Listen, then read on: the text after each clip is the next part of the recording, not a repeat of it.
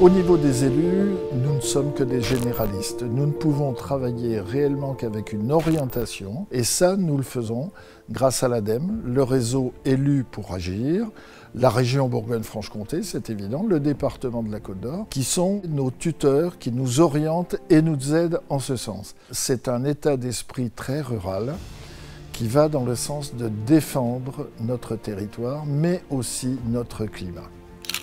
Un des premiers exemples même sur lequel nous avons travaillé, effectivement, cette chaufferie bois sur Bligny, au milieu des établissements que nous desservons, c'est-à-dire bien sûr la communauté de communes, mais également le service d'incendie, le SDIS, le collège, et puis les logements hors vitis, puisque ce sont tout un ensemble. Nous avons été fortement aidés par tout ce qui est subventions, FEDER, ADEME, région et département. L'idée également de couvrir la maison de santé lors de sa construction par des panneaux photovoltaïques qui couvrent l'ensemble de la maison de santé, et il y a également 15 autres foyers qui sont alimentés par cette électricité. Un véritable conseil que je peux donner, c'est réellement d'aller voir, de visiter, et ce particulièrement lors des visites dans le cadre de Élus pour agir. Je vous le recommande.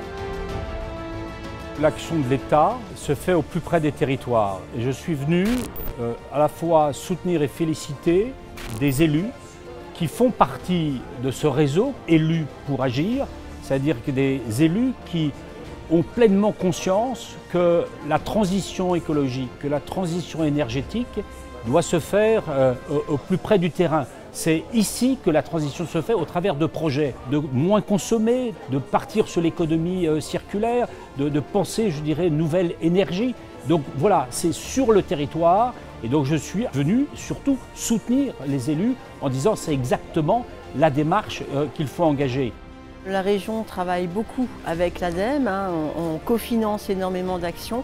C'est à la fois l'occasion de pouvoir venir rencontrer des élus locaux, de voir les réalisations sur les territoires. C'est très porteur de se dire qu'effectivement, il y a quand même tout ce réseau qui est en train de se constituer pour pouvoir justement essaimer les bonnes pratiques et les bonnes réalisations.